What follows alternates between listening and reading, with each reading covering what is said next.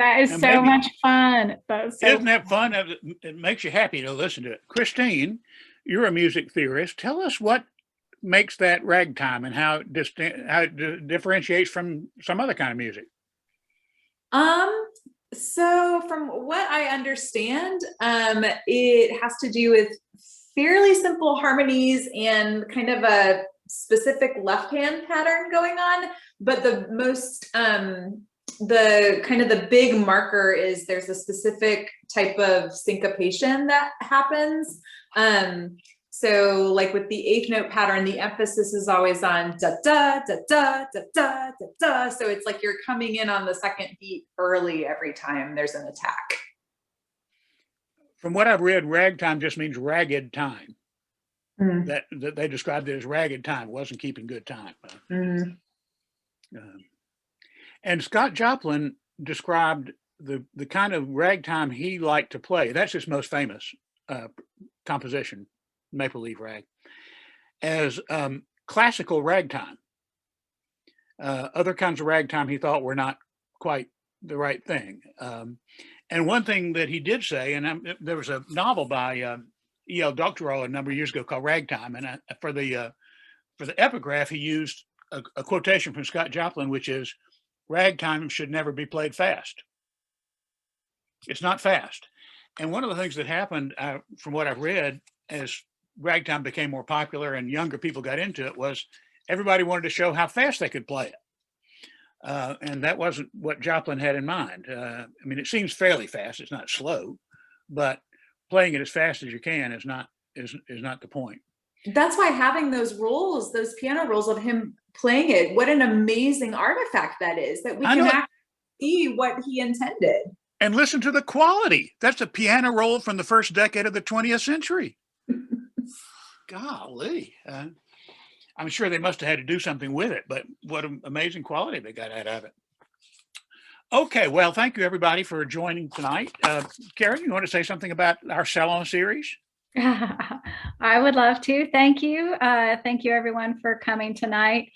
In my memory, this is born out of something that Merritt kind of floated in our Arise committee, and also kind of coming out of, I'm old enough to remember a time when it seemed like the culture that we consumed, the media we consumed, was a little more integrated. And then there came a time in the late 80s, early 90s, when things got really segregated and white people were just consuming white culture. And, you know, Friends, let's look at Friends as an example. That TV series, it's so white. So one of the things that we talked about in the Arise committee is trying to, I borrow this phrase from a woman that I follow on social media, but decolonizing our playlists, decolonizing our media consumption, and beginning to question, especially as musicians, the classical canon, what makes it into the canon and why. So there's a meme that started going around a year ago or so that basically says, it's not just that only white men create good culture, but it has always been that white men are dictating what makes it into the canon. Okay, I really paraphrased that badly, but you kind of get the gist, right? Who's been deciding what's good? It's been white men. So we wanted to challenge that. Also, last year was such a heavy year. There was so much tragedy. And one of the pitfalls we can fall into as white people wanting to challenge the status quo, challenge white supremacy, is that horrible feeling of tragedy, getting weighed down in that. So we wanted a place where we could challenge expand our horizons in our media consumption, but also just celebrate Black joy and Black excellence. And the Maple Leaf Rag certainly does a great job of that, just bringing a little joy to us. So again, thanks y'all for being here. And I will turn it over to Merritt. Okay, I thought I'd ask first, who listened to Tremonisha? Then Laurel. Okay, Christine, I can't tell. Do you have your hand up or not? All I can see, I don't. all I can see is your photograph. I've heard portions of it before, but I did not specifically do any listening in preparation for this. Okay. Well, I just wanted to say that there are two recordings. The one that's on YouTube that I called to everybody's attention is a recording of the orchestration by a man named Schuler. I've forgotten his first name, Gunther, I think, Gunther Schuler. And that's the one most widely used, I think. But there's another one which I found on Apple Music, and it's produced by some people who thought that the Schuler orchestration was not the way that Joplin would have wanted it to sound. And we don't have Joplin orchestrated himself, but that's lost. I think they have the evidence that he paid somebody to do all the parts, copy all the parts, but those no longer exist.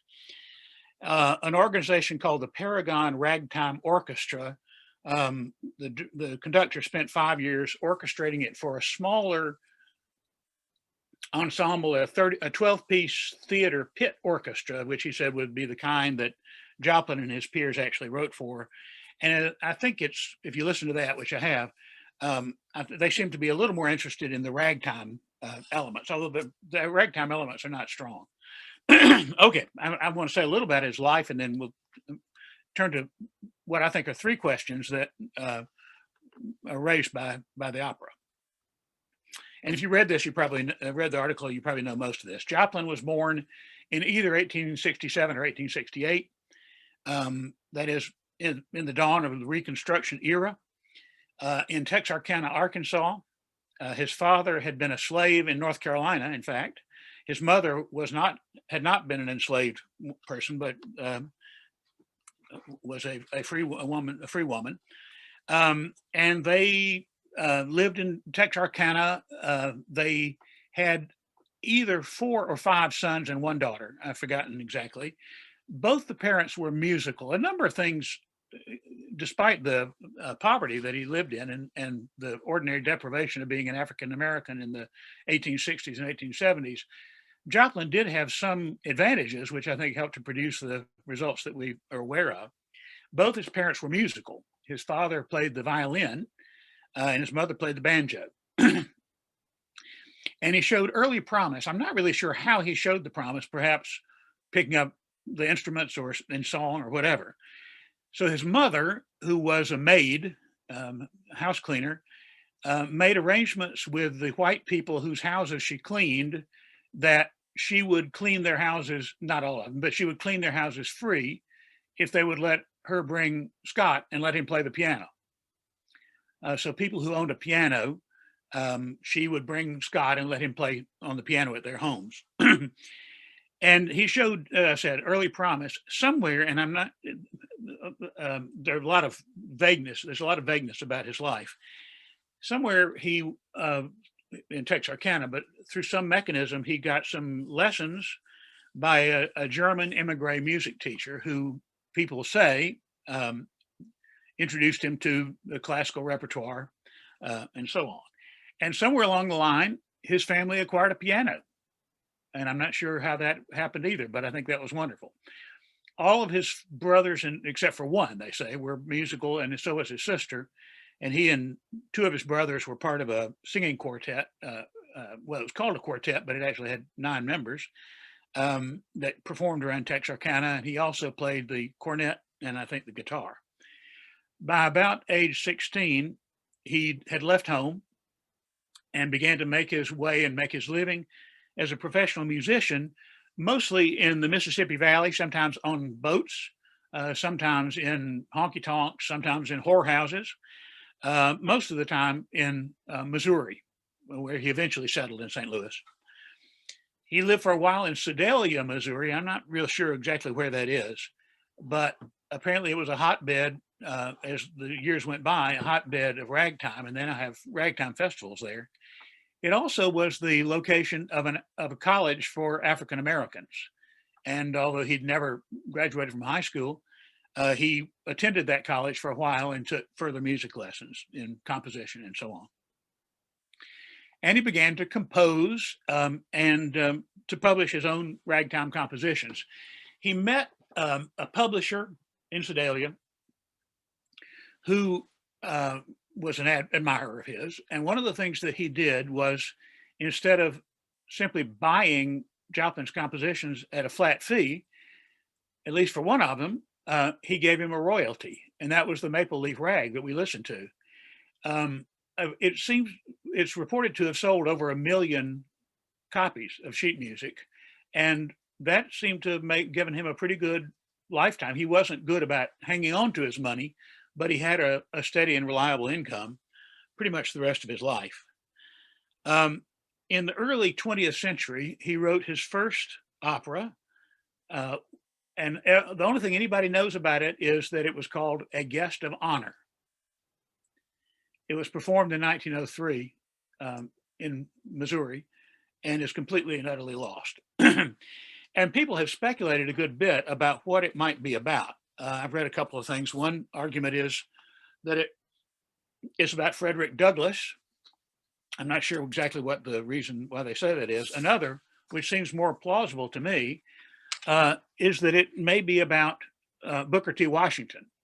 Booker T. Washington very famously was invited to dinner at the White House by Theodore Roosevelt, and that was a great step forward for Booker T. Washington and for African Americans, and that might have been it.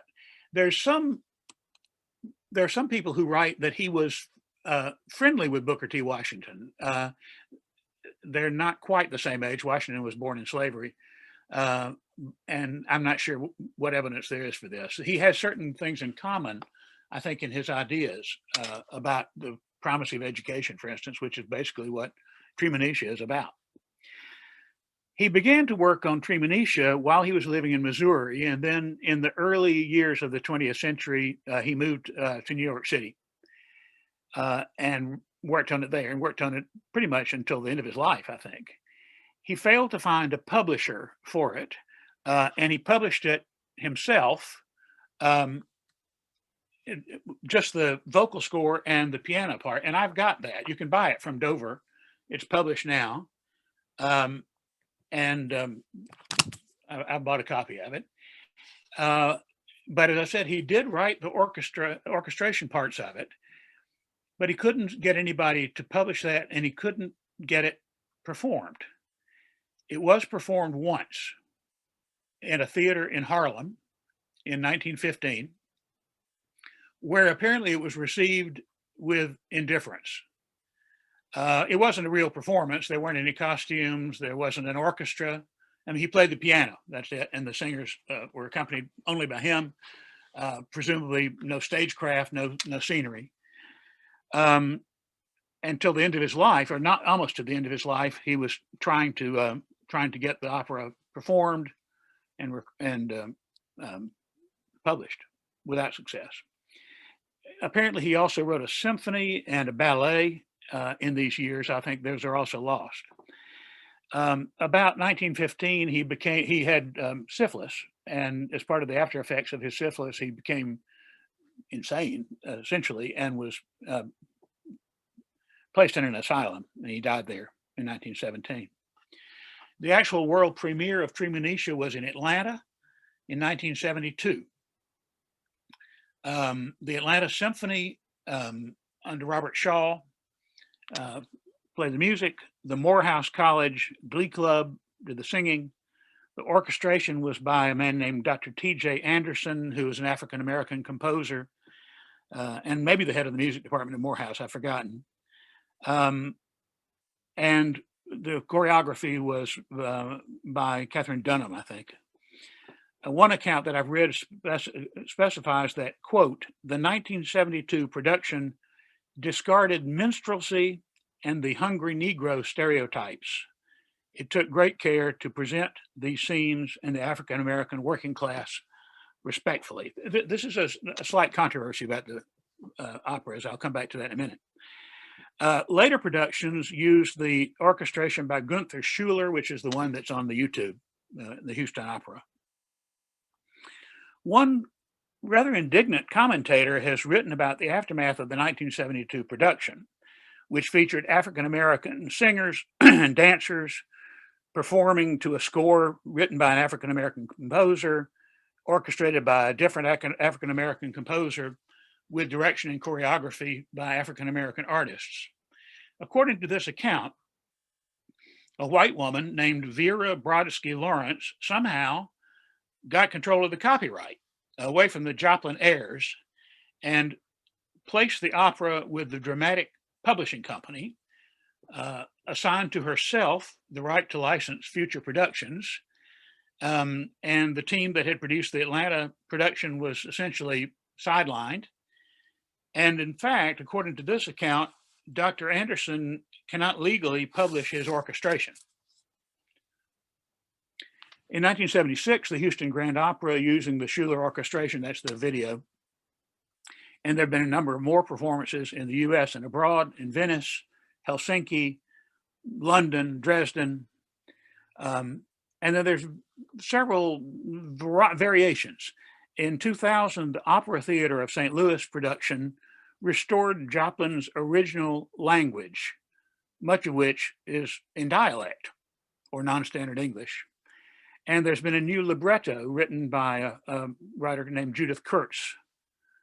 And there are probably some reasons why people might want to reach for a different libretto to accompany the music. Okay, and then that's more or less the aftermath. Three questions which occurred to me when I was listening to this and reading about it. One, what is the nature of Treemonisha? Two, and this gets to what Karen was talking about, what were the forces and conditions that prevented its success in 1915, when it received its one performance in Joplin's life, and for almost 60 years afterwards? And three, what does it offer to today's musical audience? It's commonplace when you read about this for people to refer to it as a ragtime opera. And sometimes they call it a folk opera. And I think maybe the people who write this haven't listened to it. But anyway, this was certainly not Joplin's view. He said, quote, I am a composer of ragtime music, but I want it thoroughly understood that my opera Treemonisha is not ragtime. He was wanted to be part of the classical repertoire. One critic writes that Treemonisha's, quote, basic character is European because its music aspires to the proportion of grand opera and includes an overture, instrumental act preludes, arias and recitatives, duets, quartets, instrumental and choral ensembles, choreography, and strong choral writing. The New York Times critic writes that the work has the dramatic cut and thrust of Verdi, some syncopations familiar from the composer's piano music, as well as choral complexities and solo arias that can stand with canonical works of the Romantic and modern eras. On the other hand, it includes such non-European elements as a barbershop quartet, two numbers that feature a kind of traditional call and response, and two that have some flavor of ragtime. And the last one is a slow drag, which is an African-American dance tradition. It is, it seems to me, and everybody else seems to think, a fusion of African-American elements and traditional European grand opera conventions. The publisher, and this sounds very condescending, but he meant it in a good way, he said that Joplin possessed the skill of a Beethoven with a sentiment of a black mama's croon. In other words, he combined a European classic sensibility with black folkloric music. Two, why was it a failure in Joplin's lifetime? the main answer would be that it never got a real production. No one could say whether it was a good opera because they'd never seen it performed as an opera. Remember the story. It was performed once with piano accompaniment, without costumes, without scenery, and perhaps to an audience that wasn't primarily interested in listening to opera. We don't know. Joplin could not have afforded a full production. He probably didn't have access to the kind of money that would have made it possible. The audience that did hear it essentially rejected it for whatever reason. And it's not clear what audience available to Joplin at the time would have responded more positively.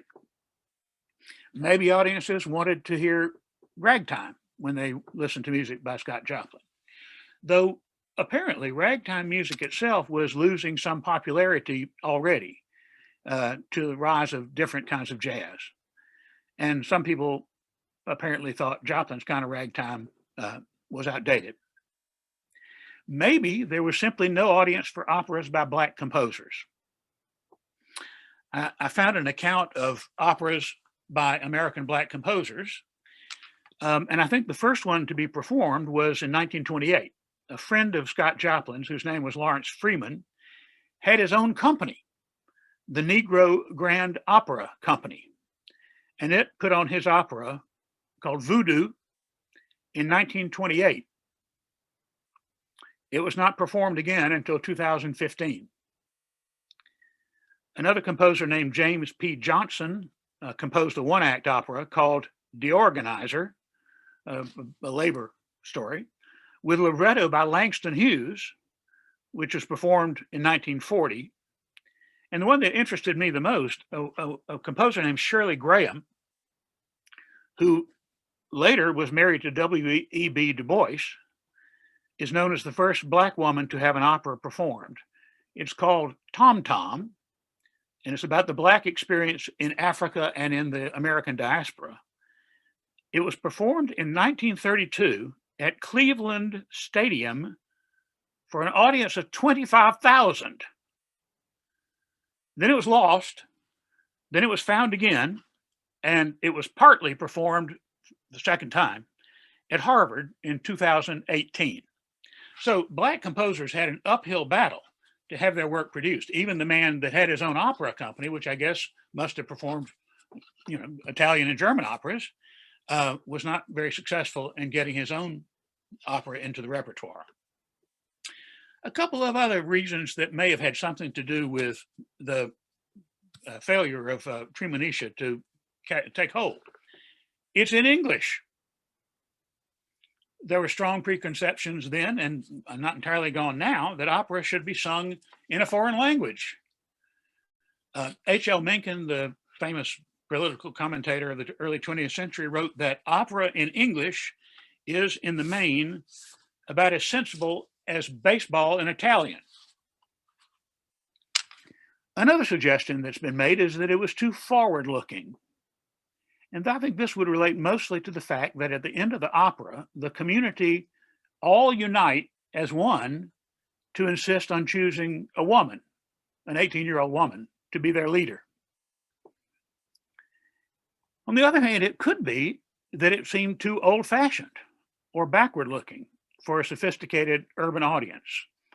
The country ways, it's all about corn shucking and wood chopping and things like that. It's not a very sophisticated story. And as someone has referred to, its dated treatment of ideas. And I remember being struck when I first read the story that as a commentary on racial conditions for African Americans in the late 1880s, it is oddly limited. The threat this community of Black Americans faces is not poverty, not sharecropping, not the Klan, not Jim Crow laws, not lynching, superstition and conjurers. And that is the threat that they're able to overcome. And there's also a bit of a white savior theme. Now, this is the autobiographical part of it. Remember that when Joplin was a boy, his mother cleaned houses for people who would reciprocate by letting him play their pianos. Tremonisha, there's no school nearby. Tremonisha's parents want her to be educated.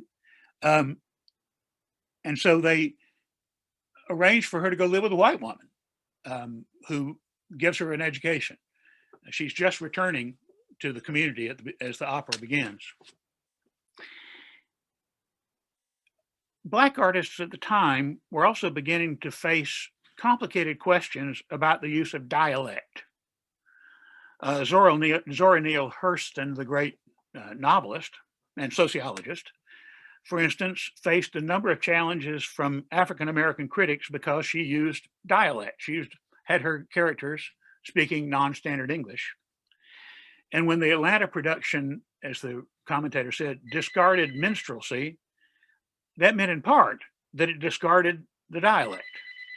The dialect is spoken by all the characters in Tremonisha except for Tremonisha herself, and she's an educated woman, and her parents.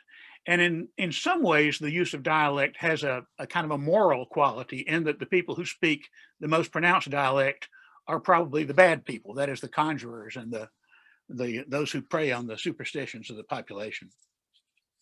And finally, and I don't know whether this has anything to do with it or not, but I find it oddly circumspect in other ways compared to other operas that I know of. It is entirely devoid of any erotic content at all. Even Tremonisha is not the child of active reproduction of her parents. She's found under the tree. And its threats of violence, which are not carried out anyway, extend at their worst to the threat to put Tremonisha on a wasp nest. And it's got a pretty unusual plot altogether. But and the question that I then ask, and I'm not going to answer it because I'm not qualified, is what Tremonisha has to offer us in the 21st century. And I think, as I said, I'm not particularly knowledgeable about opera or even about orchestral music. I don't care much about the plot. It's my impression that the plots of a great many operas are quite preposterous, or the dialect, because if I was listening to a Wagner opera, I wouldn't know whether they were singing in dialect or not, but the music seems to me glorious. So I just want to hear what other people have to say. I've talked enough.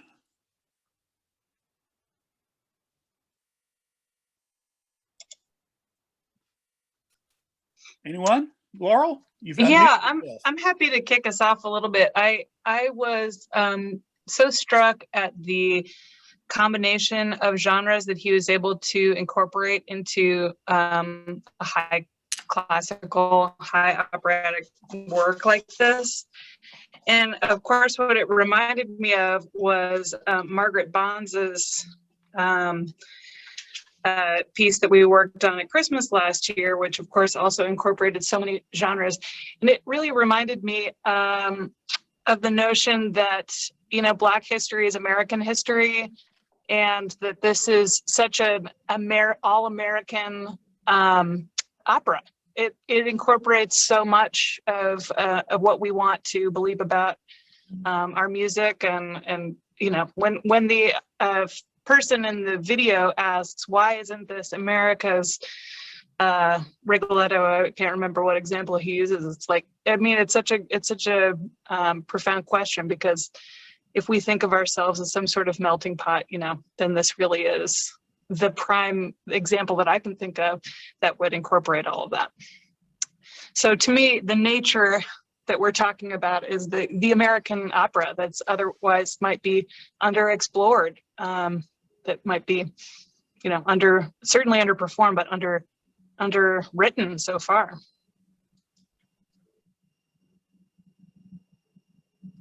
I think there has been a sort of a traditionally, probably not anymore, but a sort of a cultural cringe on the part of Americans toward European high culture. Mm-hmm. That certainly used to affect American novelists and poets, and certainly American painters and sculptors. And I would think it probably goes double for African Americans, but the idea, Well, if you're going to listen to an Mhm. opera, it should probably be by, a German or an Italian. Right. Right.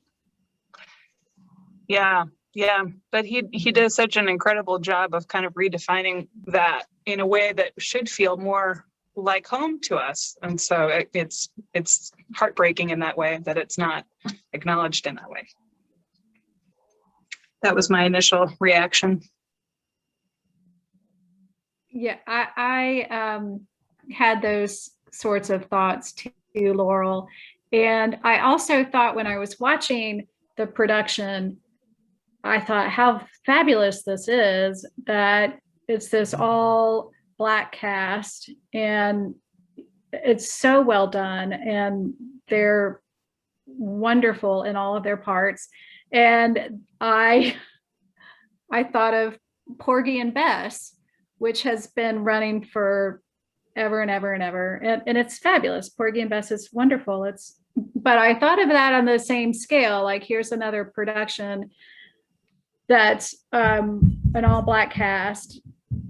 And again, has been running on Broadway forever, or I guess it comes and goes. But why is that one acceptable? It was written by a white man.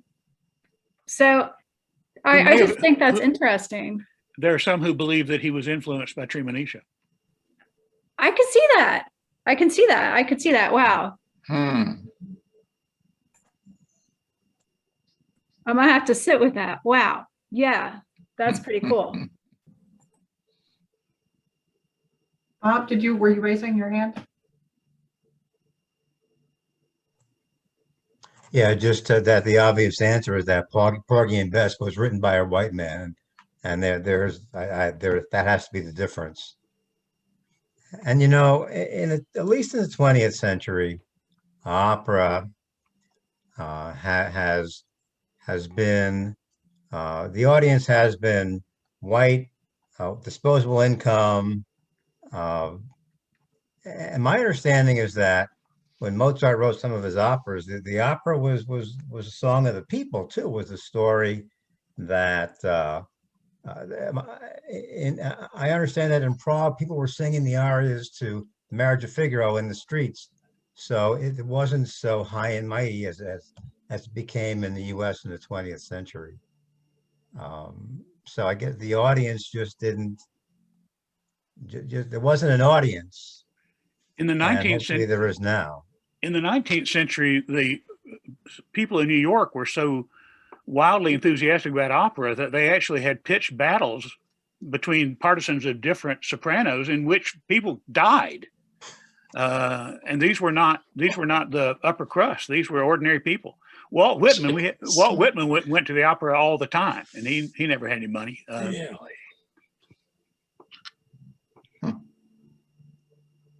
I mean, this is slightly off. Where's the opera about that story? Sorry. This is slightly off topic, but regarding opera in English, I mean, I really think that these days, something like that can only help connect more people to the classical music world. And I grew up mostly in St. Louis, Missouri, and the St. Louis Opera Theater only does operas in English. They do all the operas, but they translate them into English. So they do Marriage of Figaro in English, Rigoletto in English.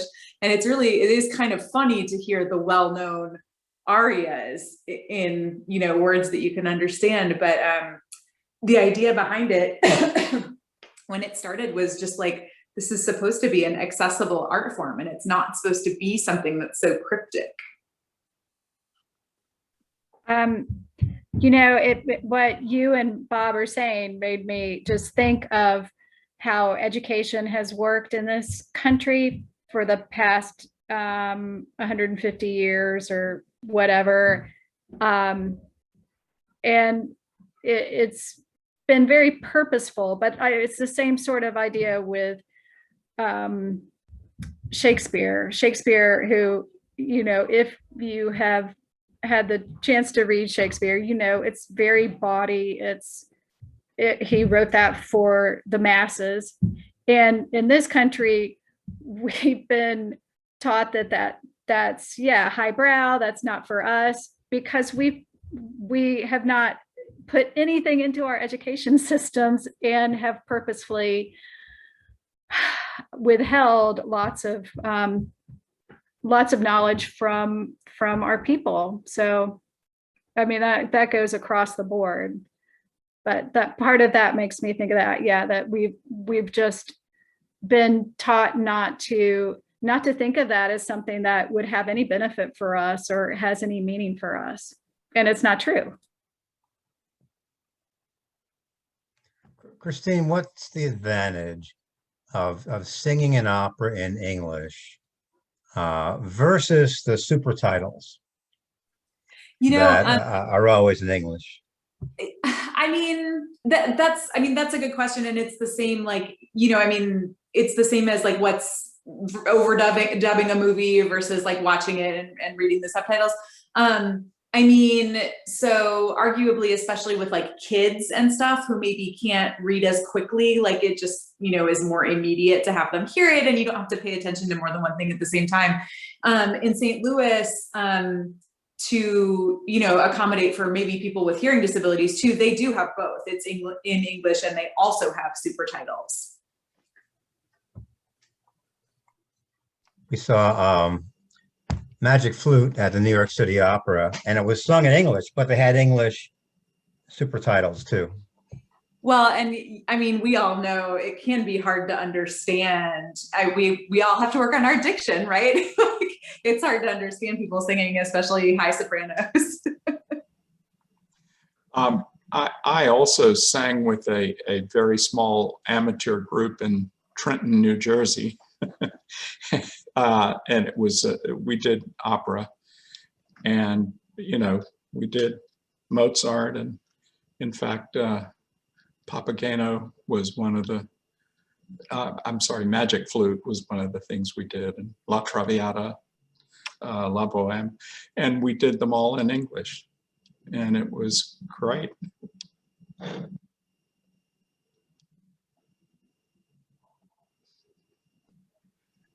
I've got to admit, I wasn't always understanding all the words of the recording of Tremonisha, but fortunately there were Portuguese subtitles.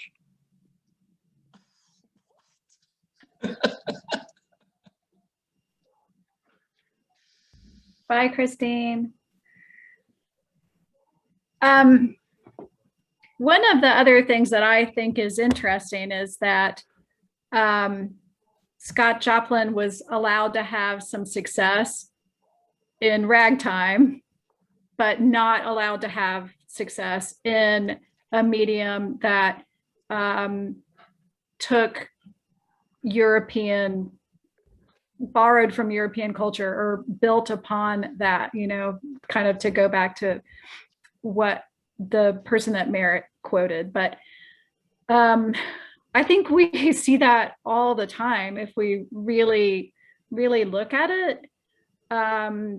There's that idea of Black exceptionalism, where the white supremacy has allowed some success in some areas. And we see that particularly in sports and music for Black people.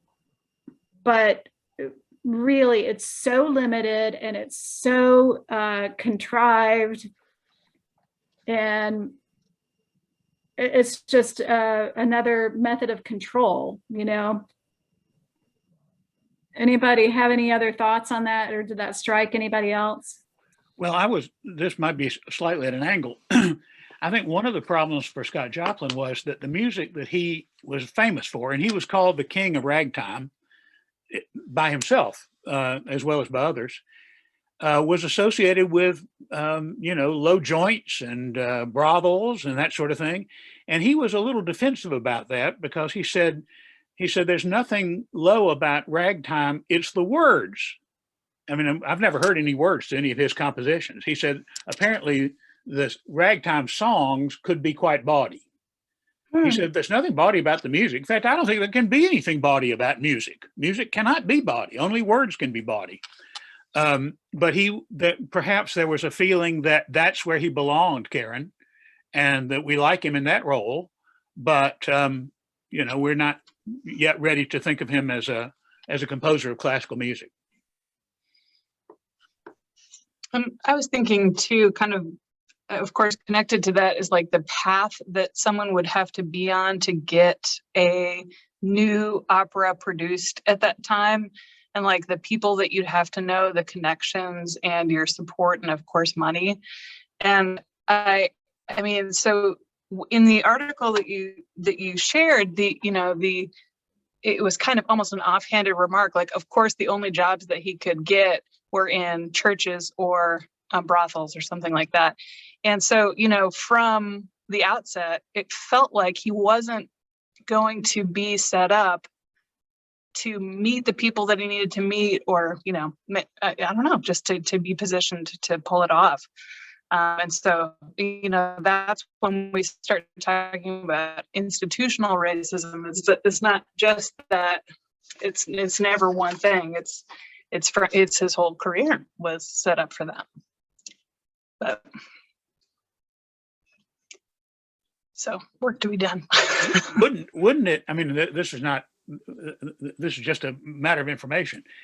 If you wanted to produce a new opera in New York City today, wouldn't you be talking about millions of dollars? Bob? That's I think about my, and where does it come from? It comes from rich people mostly. Right. Who are mostly white. Yeah. And I think about the, my starving artist. Oh, yeah. Oh, sorry. I was just going to say, and all those rich white people, of course, have made money off Black labor and, really slavery, free Black labor.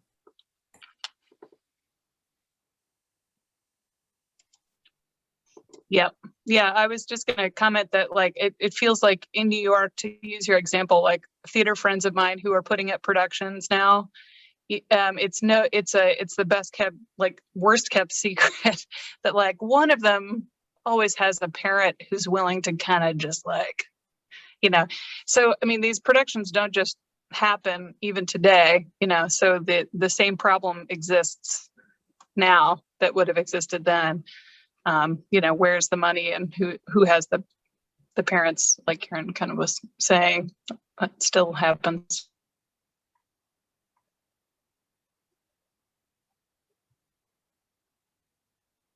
I have to reflect that the first time I ever heard of Scott Joplin was, of course, as the composer to the music of The Sting. Between then and now, I've encountered him just maybe a half a dozen times because I'm not a big ragtime fan. And each time I have to be reminded that he's African American, including today when I saw Anna's Facebook post. Oh yeah, he was that. It just hasn't sunk in. And I just had no idea until today that he had composed an opera. So, two, yeah. Two operas, one of which is completely vanished. Yeah, all that in that video about the works that were thrown in the trash. Oh, it's like your heart just clenches. It's horrific. I agreed. Yeah, So it's painful. so sad. One thing about The Entertainer, I will point out that the movie said score by Marvin Hamlish. And then only like in little letters at the end did it mention Scott Joplin. Marvin Hamlish was credited with the score of The Entertainer, of The Sting. And he didn't, I don't think he ever outright claimed he'd written The Entertainer, but it was folded into a score which was attributed to Marvin Hamlish.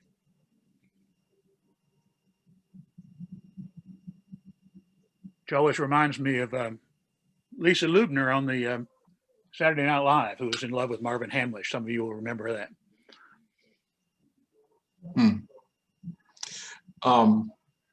Merritt, in the very early part of your intro about Tremontice, it's funny, I have some past connection with Tremontice and I can't remember what it is. I'll have to go look through my, I don't know, archives. Anyway, something you said about Scott Joplin playing in houses of ill repute reminded me of another fairly well-known composer who never wrote an opera. And this is about Johannes Brahms. And this is from the encyclopedia.com online, but I've read it in a fairly well-known biography of Brahms. At the age of 13, Brahms was on his own and had to eke out his meager subsistence by playing piano in taverns, restaurants, and other establishments, some of ill repute, when he was 13 years old. So, something in common. Mm-hmm.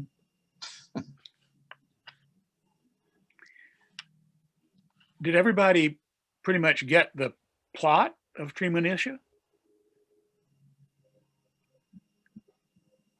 You know, Jeff, it's Treemonisha because her first name is Manisha.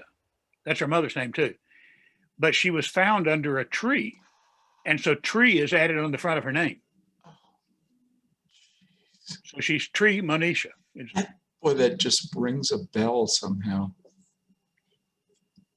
That's fascinating. In the early part of the opera, the young women are picking leaves to make a garland for themselves, and they're about to pluck leaves off this tree, and Monisha, the mother, stops them and says that sacred tree is, and then she tells the story. Treemonisha did not know until then these were not her biological parents, that she was found under that tree. The mother and father, Monisha and her husband, had longed for a child, couldn't have one, and then they miraculously found this 2-year-old girl under the tree. What is the origin of that story? Did Scott Joplin? As far as I know, he made it up. Yeah. Oh, man. I've never seen any source provided with it. Wow. Was there some? I must have missed an email or something about you. I gather you published a link to a recording of Treemonisha. Yeah, Yes. it's on YouTube. It's the Houston Grand Opera production. Okay. Laurel has just sent it to you, I think. It's on the chat. Muchas gracias. Yeah, it's nice, and it's got wonderful choreography and balletic scenes. And Yeah, a lot of dancing. I will say that that the libretto is not very complex, not very complicated. In fact, it's kind of simple. That wonderful barbershop quartet number. We will rest a while. We will rest a while, because resting is very fine. That's the words. They say it several times. And another one is called "Wrong is Never Right." So I can understand why somebody decided to rewrite the libretto, because it's a little elementary. Mary, do you want to end by listening to a piece from it? If I can do that, you can do it. Yeah, you can play it. You can play Tell it. me which piece you want. Well, I bet you can play. You can't do it from my computer, can you? No, I'll get it from YouTube. I guess just the recording for the Houston Opera. I don't know that we want to listen to the overture particularly. If you want, go about 2/3 of the way through. I think you'll get something along around the end of Act 2. Sure. Or I can. Is there a piece that you want? I can even see if I can just get it. Can you find the pieces? We'll see. What about Aunt Dinah has blowed the horn? Okay. That's the end of Act 2. That's the one with a lot of dancing in. Let's see. Okay, I found it.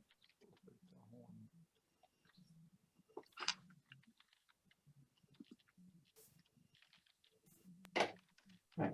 Let's see what this one is. Oop, not what to do.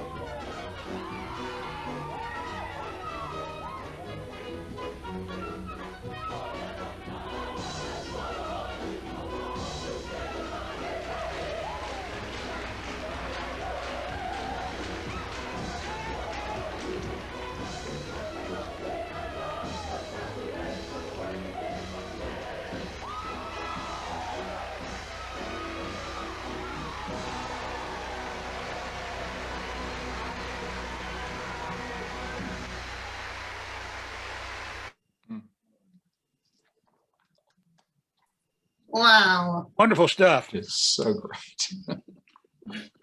Well, Merritt, thank you so much. I feel like this is just the beginning, and now I'm on a path to learn more. I'm so grateful for you for introducing us to this. Well, and as I said, I've got this score, and I'd be happy to loan it to anybody who would like to look at it. And I don't know why we shouldn't consider performing something from this. I don't think we can do Aunt Dinah has blowed the horn, but there's several other good numbers in here, and I don't know who has the rights to give us permission to perform it or anything, but I'd like to look into that. Wonderful. All right. That would be cool. Yes, and I've been recording here. I'll stop the recording. But we can make this available to folks who weren't able to make it tonight.